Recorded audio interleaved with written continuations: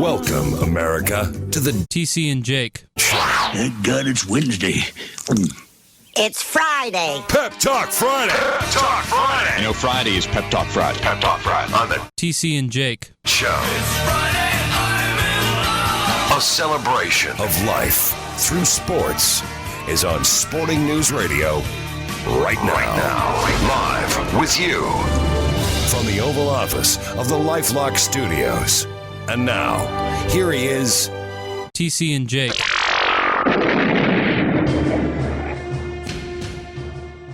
Okay, so this is going to be a weird episode, but I've got some personal news, got a personal story that I'd like to share, and I don't know. We can do plenty of contextualizing and everything as we go along. I would just like to start telling the story. Is that okay? Sure.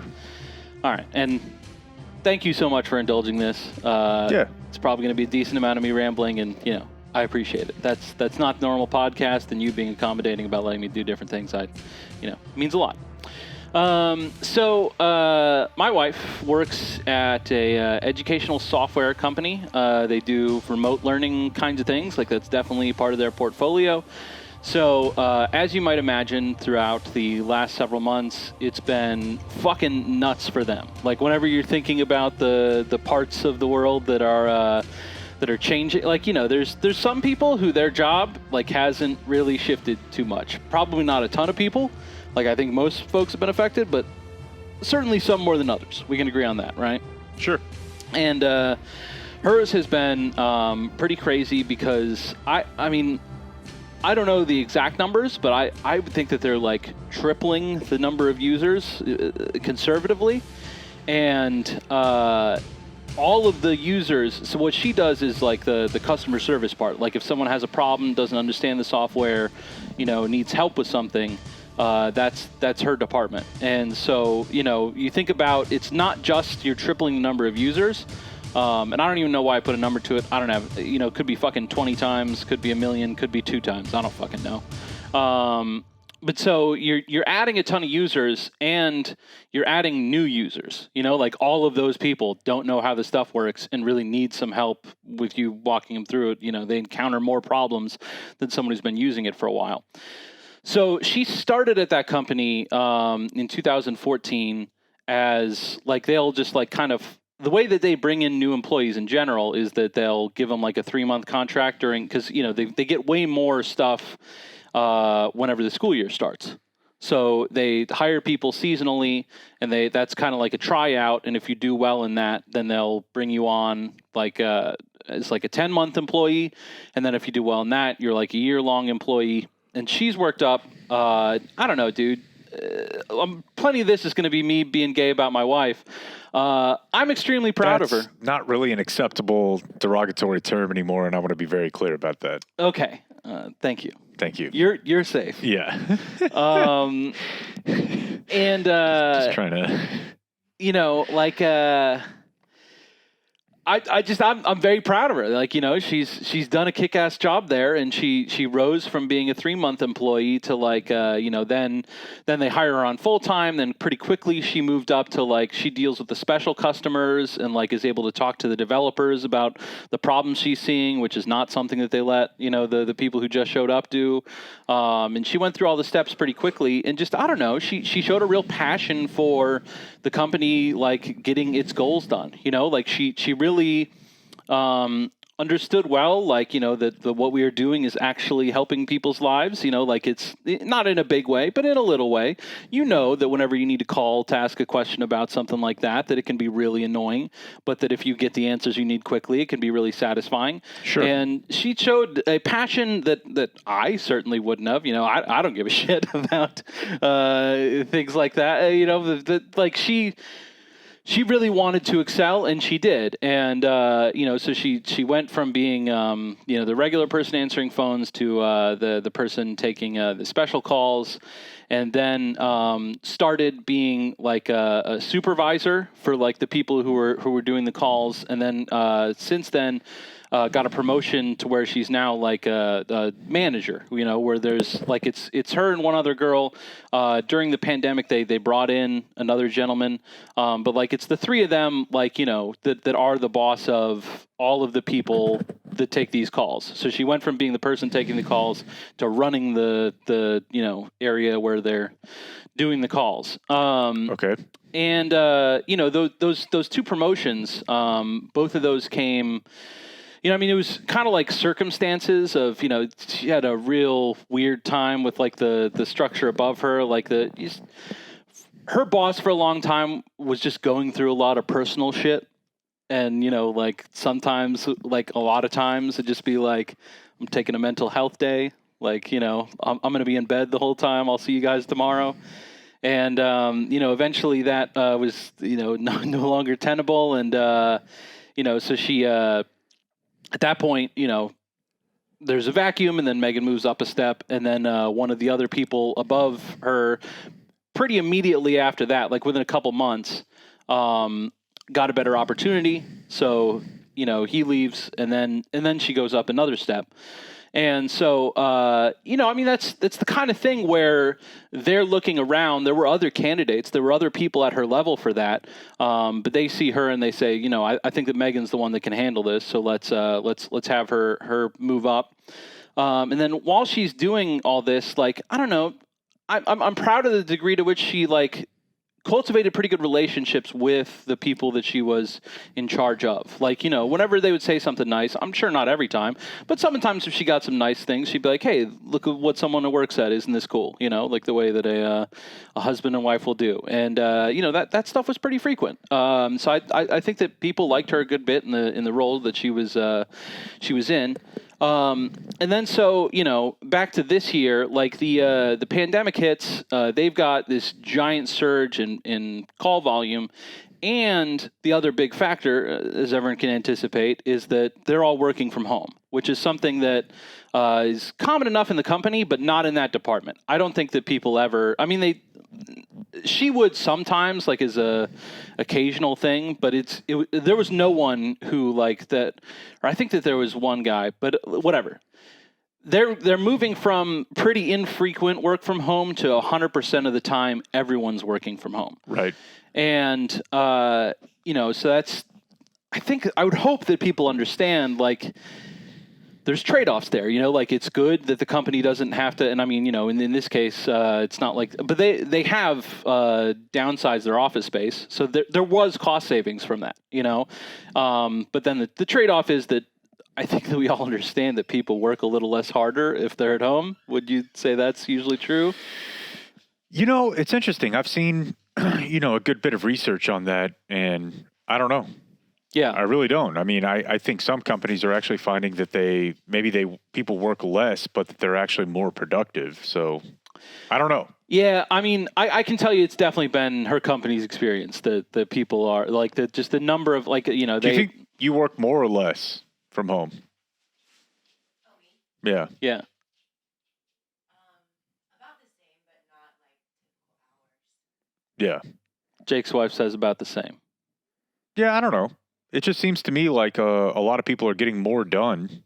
They're just not. I'm not driving anywhere, so I have a lot more time. I think it's probably pretty dependent on the job, right? Like yeah. this is not the kind of thing where like like I've been whenever I worked at the morning news, I was answering calls for the morning news, and like I was not fucking excited anytime the phone rang. It was like a fucking mini event of like Jesus fucking Christ, you guys need something else, which was your entire job. Yeah. No, I was a bad employee. It's good that I'm no longer doing that on all sides. But so, and whenever you don't have a boss standing over you and like they can't see how many times you're letting that phone ring, and like they can, like she's able to monitor, but there's not that like immediate kind of thing. Right. But yeah, so I think it has been their experience. I believe that, you're probably getting a little less productivity per worker than you were prior to them all moving to work from home. But I don't know, one aspect of this like surge in people needing help with the programs is that like it was crazy conditions for like what's normally their busy season was insane. It was a situation where, Megan's normal hours are 8 to 4. And during busy season, she was waking up at 6 a.m. and starting to answer, starting to work then. She would work until about 6 p.m., at which point, because I'm watching the kid that whole time, so she would give me a break from watching the kid. She would feed her, give her a bath, put her to bed and all that for, that would take an hour and a half. And then she would sit down on the couch, open her computer back up, and answer emails until midnight. And that was every day for weeks. During that time, there was a situation where we really thought that we were going to lose her dad. He had serious heart troubles. Yeah. And thank God he got through them. And things are great now. But he was in the hospital, and I don't know, dude. I've had family members die, just like old age kind of stuff, and I know what it looked like. And dude, that's what he fucking looked like. And he looks great now, and it's awesome. But it was a difficult time, and it was sufficiently it was the kind of thing where the doctors knew what he needed to do, but he just he couldn't do it, it wasn't like he couldn't, it was just he had no will to do anything. He did not appear to have the energy to want to get better kind of thing. I mean, I'm sure he wanted to get better. He did eventually, but one of the even though we are in these pandemic conditions, they sought an exception to the rules for her to be with him so that he could get more constant care and have someone there being hey, we really need to do what the nurse is saying because this is really important stuff.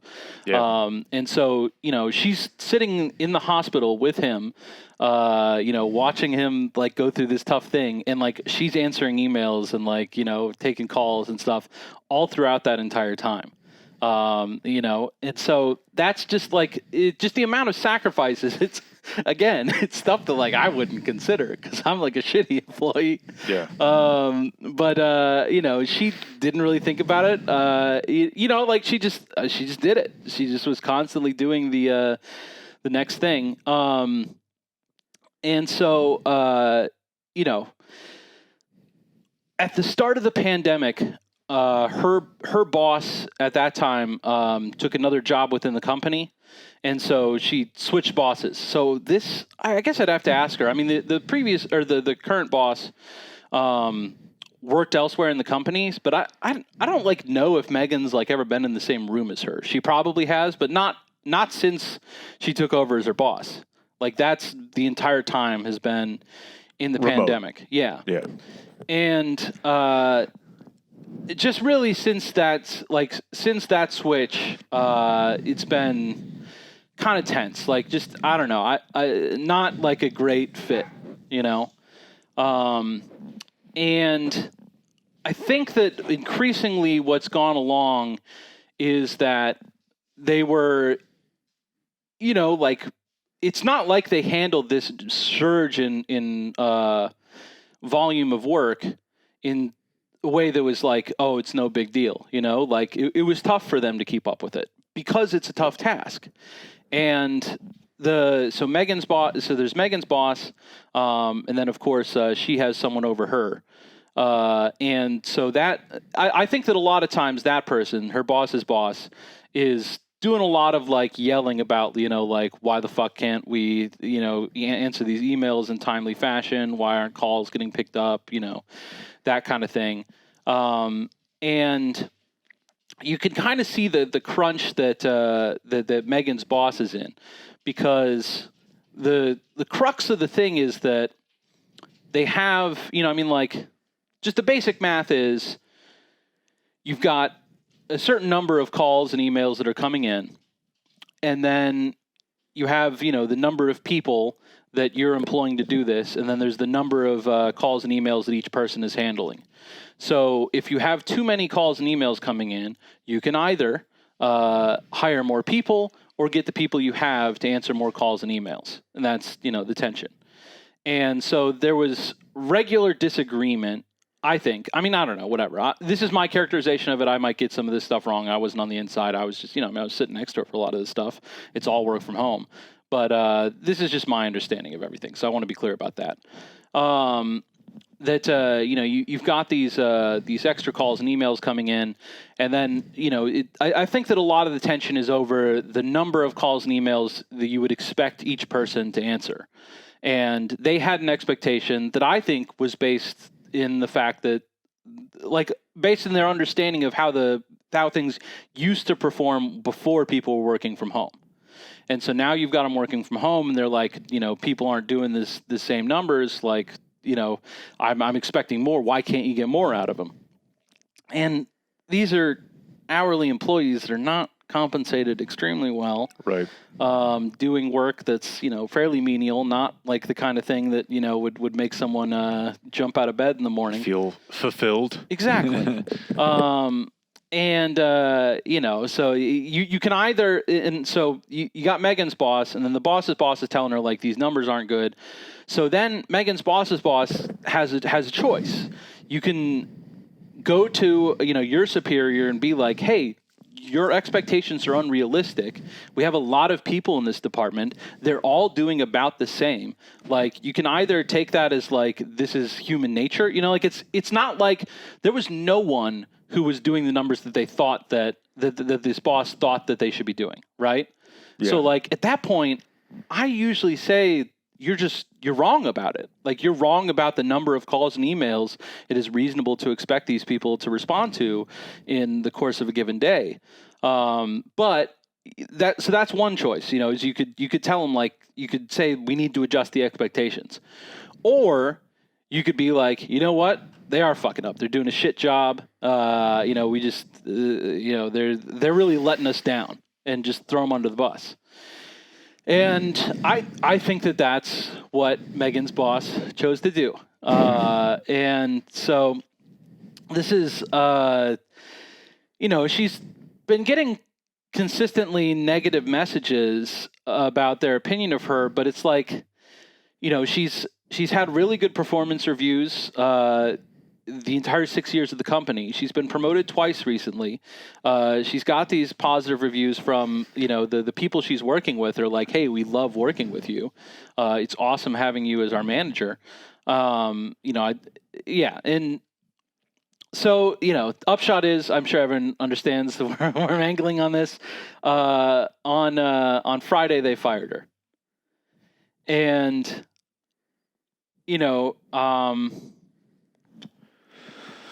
it was just very hard. Yeah. You just look at the situation of, like, that she's the mother of a 1-year-old, and is a week from Christmas. Yeah. And in conversations with her, like, the first time this boss came in and, like, started saying critical things, Megan, kind of like having a pessimistic bent to her, was quickly jumping to, like, oh, she wants to move me out of here. And so she at some point was like, you're scaring me with this talk. And I mean, this was months ago. And, like, the woman said quite specifically that we would never do that. The worst thing that would happen is we would find another role for you. And probably like 3 or 4 years ago, Megan had another boss who, like, kind of struggled in that role, and, like, that's what happened. Like, she was doing a bad job and fucking up, and then the company, like, came in and was like, you're doing a bad job and fucking up, and then they found something else for her to do. Right. And, like, right now they have a surge in things to do still, like the amount of stuff going on, like, it's not like they're lacking for work opportunities. I don't know, whatever. I'm not aware of the situation.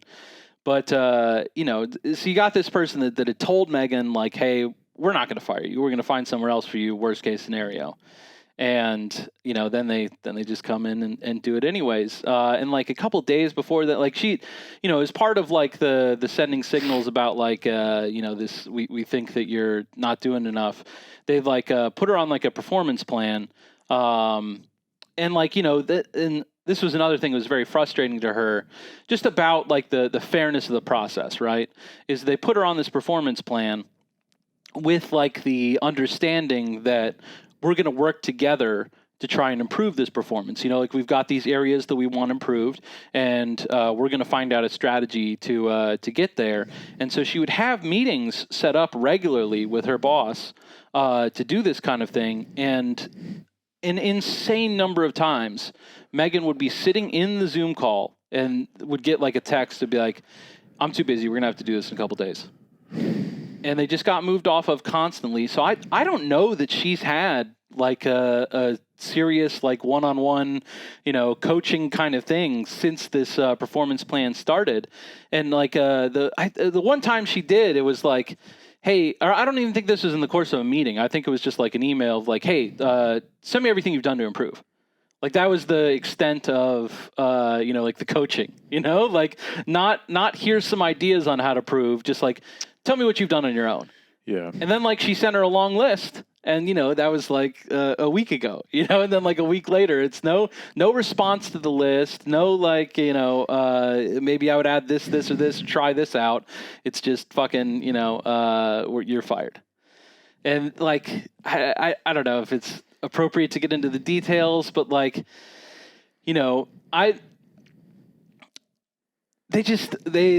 she was going to be on vacation anyways. Since it's an educational software company, they don't do a lot during the holidays because school isn't occurring. Right. And so basically they were like, this time that you weren't going to be working anyways, like the 2 weeks left in the year, like, hey, we're going to do you a real favor. We're just going to, we're going to make it through then. Yeah. When like, I don't know, dude. I can't speak for every company, but I think most big companies, a couple months severance is pretty fucking standard. Yeah. And certainly for a manager, so. I think it's pretty standard. But yeah, I don't know. I'm looking at my notes now. Just as far as other stuff of like, external indications that the company has been happy with her work to this point. Like there's a leadership council that she was on for work. Like there's just, there's a lot of stuff companies do to kind of like very reality show. Yeah, it's part of Survivor. Right. Yeah. There's just a lot of things that companies do to kind of like send people signals about where they sit in the company. Like the last time I was on an airplane, it was because she like had her company paid for her to fly out to Vegas and like gave her a hotel room, and that's right. Her deadbeat husband hopped along. And you hung out with Instagram nookstresses. That's correct. Yeah. We had some butter cake at Mastro's. It was great. And that was like the retreat or not. It was a convention for like the top people in the company to like network together, and like I don't know, she was like on stage doing stuff and like just receiving a lot of signals of like, hey, we think that you're pretty seriously involved in the success general positive of our affirmation. Yeah. And I mean, like, just I don't know, man. It's just fucked up. And I've been thinking a lot about the specifics of the situation, but I also, us being us, think about the structural things that make it so that it is this way. And I think that's what I most wanted to come on here and speak about. And I think this would be more of a discussion than the last 20 minutes of me just going. But I think that we should all look at something like this happening, and I don't think she's the first person in America to have something like this happen. I think it's common enough. I think everyone listening probably knows someone who has been in a situation somewhat like this. Or has been themselves. Yeah. And what we've got here is, Megan is a human person with the light of God in her soul and a fucking 1-year-old child and a family. And it's goddamn Christmas. And I think that we start off. I feel like you're overrating that part of it a little bit, but that's just me. I feel like most of the people in the audience would say you don't fire someone a week before Christmas. They would, but they're wrong. Okay. I mean, treating someone this way in June is equally as immoral. I mean, but I also don't believe It's not exactly equal. I would say You that know. the specific problem here is that, like, companies are gone. Like, as far as trying to fix this situation quickly, especially since they didn't give you her mean as any far kind as of like just the appreciable general severance. work calendar. I could see that. Yeah, but I any don't job know that she applies for, it's going into an inbox that someone's not going to read till January 4th. Okay, that's fair. Yeah. But saying that it's worse now means that it's not as bad in another month, and I don't agree with that. Well, Jesus wasn't born in that month. But that's what I'm saying. That's a bit of a silly thing to base like how immoral or frankly amoral. Odd opinion to express on a Christian podcast, but you do you. Fine. Fine. And so, I'm just saying, like, that it does have an emotional component. What I'm talking about is the emotional component. Yeah. What I'm talking about is that I think, and, whatever, this is debatable, but I think that we start off, being able to see that in each other. And I think that there are, that the structures in place, the way that, like, the incentives that have been attached to these people by the context of the company cause them to turn away from seeing her as a person, and that's fucked up. Like, that's where we get into problems. That's how, like, all of the not all, but a good amount of the bad things that happen in this world is because we're turning away from seeing people as people. And you just, like, is like the first of all the crunch that her boss is in, like the one I described earlier, where you can either go Right. to the person and say, like, hey, adjust your expectations, or you Bottom can throw line. her under the bus. Like, if she doesn't feel materially threatened, if her boss doesn't, like, because, her boss has kids, and she's got her own shit. So, like, if this goes bad for her, then she's in this boat. So she's looking at Megan like, if one of us is going to be in the fucking dole line, it's going to be you, bitch, and, like, that kind of thing. I mean, that's just bad. Like, that we don't have enough, like, fucking, material security in the richest nation on earth that we feel like we've got to do things like this. That is a problem. Like, that is what inequality generates. Like, if Jeff Bezos didn't have all of the wealth and some of it was shared with this person, and we all had more of, like, work is good, but I'm probably going to be okay either way. I mean, there's just, there's a lot of wealth floating around. It's going to be all right. Then you might be a little more inclined to be like, hey, because here's the thing. Like I said, there's two other people that do the job Megan does. So the people who are taking these calls and emails are split up amongst the three of them. The numbers of the other two people are not appreciably different than Megan's numbers. It's not like that they are looking at Megan's team and they're several standard deviations below what they're expecting out of the normal worker, suggesting that Megan is specifically doing something to not get the most out of these people. They're getting the same amount of work out of all these people. It's just, it creates a practical problem for them if they're going to clean out the entire manager level at once. Well, would you feel better if they did? No, but I'm just saying, like, it's proof. Like, whenever you're asking, Because they might. I think it's quite fucking possible. Yeah. Because at every step of the way up to this, they were doing the same things for all of them. Like, all of them got to put on the performance plan and sent pretty much the same letter at the same time. So that's what I'm saying is, like, if this were something where another person reasonably could do the things that Megan was not doing, then it's kind of like, well, you don't like it, you hate the timing, but it begins to make sense. In this situation, I think the evidence is pretty strong that they just don't have reasonable expectations. It's like the you remember those Peyton Manning commercials about where he's telling you how to get good abs, and he's like, Unless you're 20, yeah. buy some bigger shirts. Exactly. Like, just buy some bigger shirts, Yeah. hire more people. Right. This is the number of interactions you're going to be able to get out of the people at the rate that you're paying them. If you want to pay these people $100,000 a year, then you can probably attract people that are going to get whatever interactions you're hoping for. But, like, you're not. So what are we doing here? I mean, it's pretty obvious. I don't know. Like, you've been sort of dancing around it for 45 minutes now, but this is just a basic criticism of capitalism, right? Of course. I don't know. Like I don't really have anything all that profound to say other than just like it really sucks. And, you know, I feel it on a personal level because I love your wife very much. And I love you as a friend and a person. And it's not going to be a fun time for you. And you know that.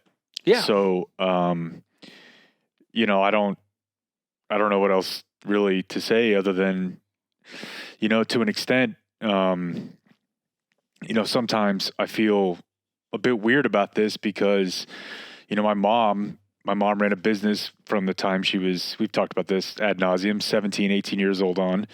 My dad went to work at a company that became publicly traded in the mid 90s. And he went to work there when he was 18. And I mean, they've definitely had to fire people, you know, Sure. Lots of people. And in the case of my dad, probably delighted in it. Yeah. Frankly, quite a bit. I would say my mom, not as much. They're just very different people. But, you know, I mean, that's to an extent like how my life has been built, right? Like this very dynamic that we're talking about where people get left behind or they get kicked to the curb. I mean, to an extent, again, it has like put me where I'm at, like from a economic standpoint. So that feels weird to me. You know, I've benefited, frankly, quite largely from a lot of the things that I'm very critical of. And I would imagine that my dad. Yeah, but you had no hand in it, you know? I had no hand in it, No one but it ain't asked like you. I'm sending it back. You send it back more than anyone I know, dude. Like you refuse help from your parents pretty often. It doesn't come up that much now, but whenever I first met you and like they're like, "Hey, here's a car," and you're like, "No." Okay, yeah. Well, I'm saying you I should, haven't made you it should whole feel is good what I'm about saying. yourself. yeah. Um, But you know, that's a real thing though, right? Like, and I would imagine that a lot of people listening or whatever have had a similar life story. You know, I mean, I don't know. It sucks and I feel terrible about it, and I felt bad about it since you told me the other night. and I don't so, know. I don't know. I You already mean- feel bad about it, so I don't know the utility of this, but I do want to like expound on the stakes a little bit more. Like just so I can like, you know, this is going to be one of the major events in our life. I really want to like, you know, as we're going through it, like take the time to document it. And, you know, just talk about what exactly it is that these people are doing. Like, you know, these choices that are being made by, you know, the people who hold the power, you know, how those play out. Like when she got off the call, I don't know, I'm not trying to embarrass her, but like, I've never seen her like that. I've Yeah. never, not fucking close, dude. Like, Yeah. it looked like her fucking like body systems were shutting down. Yeah. I mean, dude, look, if this were to happen in my home to either one of us, I mean, you know, I don't know. I don't know. Like, I don't know how I would handle it. And, you know, I don't know how I would handle it, you know, if it were her. So I can't And just all I can't the, call it. you know, I mean, like the experience that I had in Pensacola, I remember this vividly. Like just there's just a sense, such a strong sense of humiliation. Yeah. Such a strong sense that like everyone who doubted you or dislikes you, that like this is one of the best days of their life, and like in reality, they probably don't care, you know, like. Right. But you just Not just as much think, as you do. yeah, but you just think about all the people you don't like and how fucking happy they are to see you fail, and Yeah. it's just so hard. And like, you know, I mean, it's just like, you know, we hear about people getting fired all the time. It's one of several things, you know. I mean, like you hear about cancer on a regular basis, you know, but it's like I'm just saying, there's a lot of things that are regular features of human life that because we hear about them from other people and don't like experience the effects directly, it becomes desensitized to an extent, even if we Sure. have gone through it, you know, Sure. like I've had family members die of cancer. Whenever I hear that someone else has it, I like, what would be the upside to me fully interfacing with that, you know, and like dragging through all of the memories of mine and being like, and this is what they're going to do. Is that going to help them? Yeah, no, I think So I just kind of sweep it away, you know? I've mentioned this many times, but a friend of mine who you know very well once said, if you feel bad about everything, you feel bad about nothing.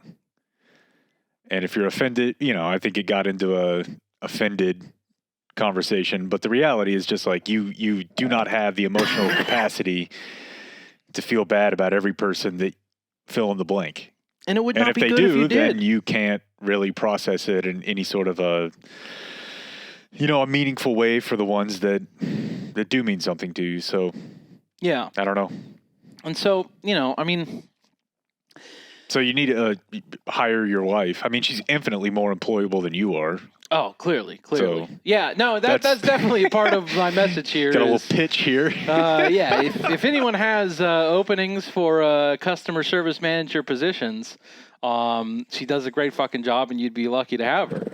And she is available. But I just think about, I'm looking at this situation where, like, I just think it is incredibly fucked up that we live in a situation, that we have an economic system where people do turn away from the humanity of others, where they do not, like, they fucking shut out and they force themselves not to care about the Well, they fact have to. that she is in this situation. Yeah, because of the...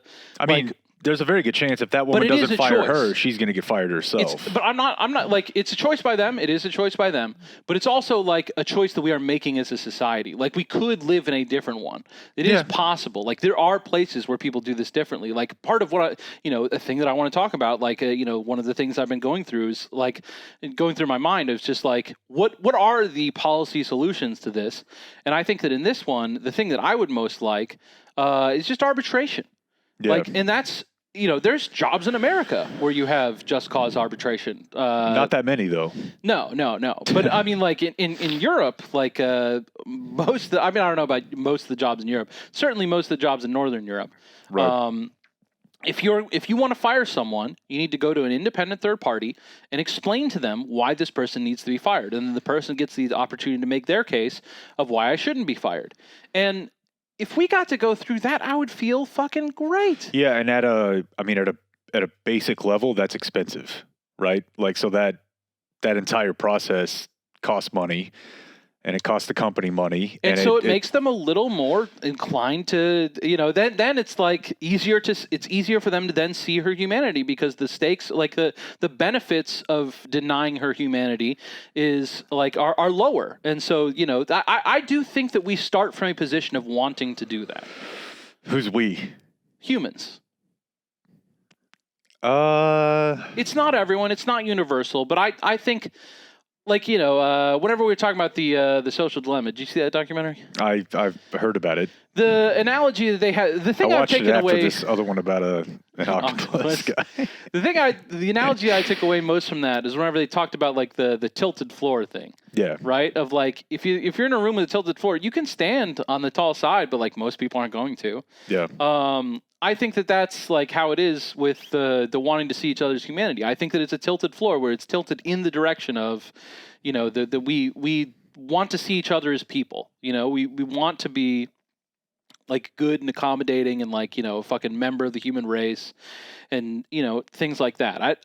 Like material circumstances push us into a situation where we feel like there's some scarcity here. And if I don't get it, or if he gets it, then I don't get it. And then we're clashing. But like absent that, I believe that we would like to get along with each other. Like most people that you meet, it's not like you walk up to them and say like, fuck you, like you start out by being like, let's, whatever. Yeah, I guess it's to me like those external forces that you're mentioning, like I don't remember, how it started or what the origin of, I don't even know, like because it's hardwired into our brain because our species has existed with this material scarcity the entire time. Yeah. I get it, but so, I don't know. I think that we're capable, in given the productivity that we all have as like whatever. Like material scarcity is just not that. It's as small of a deal as it's ever been in the history of humans, right? Like yes, we're just correct. able to make a lot of stuff, and so the worried about not having especially enough stuff, here. Yeah. It's just less. But yeah, I think that if this had been a situation where they had wanted to fire her and she was able to go to a person and like make her case and just be like, look at these promotions, look how much my employees love me, look at the honest attempts I am making to meet the look at this Mexican improvements. pizza. Yeah, look at this Mexican pizza. Like it's not like that they said like we wanted more out of you, and she was like, fuck you, this is what you get. Right. She wanted very badly to improve. She talked about it constantly. She's been like reading self-help books, like improvement books, listening to fucking improvement podcasts, like making a fucking plan for herself so that she can do the things that these people want her to do. Yeah. And they're just like, fuck you, you didn't do enough. Like, and whenever it's, you want to talk about who didn't do enough, the person that's blowing off these fucking meetings about like the times whenever she's supposed to be being coached up, that's not doing enough. Like fucking fire her, whatever. I don't know. I don't want anyone fired. See, this is how the material scarcity causes you to each other. Yeah. But I think that I think that it is a moral imperative that we have arbitration in situations like this. And people would ask, well, isn't the powerful company always going to be able to control the arbitrator? Easy way to get around that one. Baseball does it. Either side can fire him at any time. That's how baseball arbitration works. Is that the union or the team can fire the arbitrator if they don't like the decision. So the arbitrator then I think it's arbiter. To be fair. You're right. Yeah, I'm not. Both might be a word, but. I'm not. I don't want to die on that hill. We can go with arbiter. I'll issue a full apology. You said it like 4 times in like 10 seconds, so I felt like that was an appropriate time to step in. Okay. The first time I was definitely not going to do it. But I also may be wrong. I'm not. Arbiter is clearly a word. An arbiter. we do. Then as far as how do we get this arbitration and everything, I tip my hand to the baseball discussion. You need a fucking union, dude. Like this is why this stuff is important. Right now, the company can do whatever they want. And like, what penalty are they paying for firing her in this circumstance without fucking reasonable justification for doing so, and then giving her no fucking to stand on? There's nothing. But if like everyone at the company was like, if you mistreat one of us, you mistreat all of us, we're gonna fucking get out of here. Right. Then you've got. Then they're forced to treat you fairly. So how do we unions? We elect politicians who are going to put into place rules that allow unions to flourish. So that is my plan. It's not a go or not go, dude. It's a constantly ongoing process. Okay, good. I like it. We have a democracy if we can keep it, Jake. We need to be fighting every fucking day to get people in office who are going to make it so that unions can protect you, because fucking it can happen to any of us, dude. Like this is just proof. Like if you think that the people who are ending up unemployed, it's because they didn't do something. Like that's just not what's going on here. Yeah, I would say that's more often than not the case. Yeah. I don't know percentages. I mean, I don't. And it's fucked up because a breakdown that for is you. Clearly the message here. They're not laying her off because they don't have whatever. Right. They're not saying anything other than this is your fault. You failed personally. When clearly not the case. Like I don't think that I don't think there's any chance the arbiter could look at this and be like, she was really fucking up pretty bad. So I don't know, man. It's very unfortunate, and it just has to be changed. The way that we have things set up so that people can treat each other in this way without consequences. It's not good for anyone. Like the company gets to do this, and their bottom line is better, but And I'm talking about how they've turned away from her humanity, so maybe they'll continue to do so. But if it were me, you wouldn't be able to sleep. Exactly. Yeah. And I think that they're having some of that because I was in the other room editing our video when she texted me and was like, they're firing me. So then I walked in to see what was going on, and she was still on the call, and so her boss was on the call. So I'm standing there, and it was her boss, an HR person, and her. And I'm standing there watching it, and I don't know. say this to I don't say any of this to generate pity for her. I just say it to generate this is the reality. This is what fucking happens. This is what happened to us. And so, she's just fucking, if it were me, I would not be able to get the sound of her voice and the look on her face out of my head if that was something that I had caused her to do. Because, I don't know, dude, she's such a fucking beautiful, wonderful person. And to see you push her to that, I don't think that her boss is going to enjoy living with that. And so I'm just saying, congratulations. The company gets to keep on, hitting their productivity marks. But in the meantime, in the fucking quiet places when you have to consider who you are,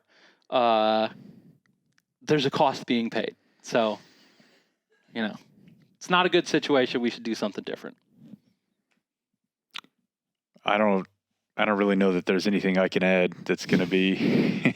Well, I get, yeah. I'm sorry to put you in this position. Well, no, you're not putting me in any position. I just don't want to cheapen anything you're saying. You know what I mean? Yeah. I don't know.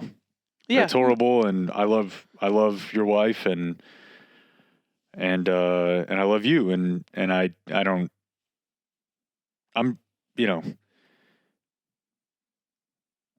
I'm sure it'll all work out. I think it will too. From a personal family standpoint, the systemic structural thing, I have a lot less. Probably going to die with that. With that in place. A lot less confidence that's going to work out. No, but I maybe think we'll if we get 2% closer in our lifetime, then maybe that feels like But 2% progress. is worth a lot, dude. If we can make one person. If we can make it so that one person doesn't have to go through this, that's a fucking worthy fight, dude. It's something worth avoiding. Having seen it myself, it's something worth avoiding. That's a lot. So that's why. I mean, I talk in these grand terms. What do? I fucking I podcast twice a week. Beignets.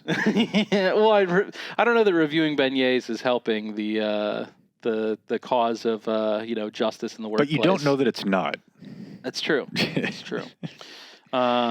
Anyways, yeah, I know you guys aren't used to bummer episodes, but I gotta stop doing this, man. I feel like we've had too many lately. It's a normal thing. Whenever you see or experience injustice, I think that most people want to call it out, and I had this platform to call it out, so I felt compelled to demand the opportunity to do so. Yeah, I don't blame you acquiescing. Absolutely. Yeah. All right. We'll see you, folks. That's it for tonight. The high school special is next, so until tomorrow, for everyone who's been a part of this one, I'm TC and Jake. We do thank you for watching. Good night.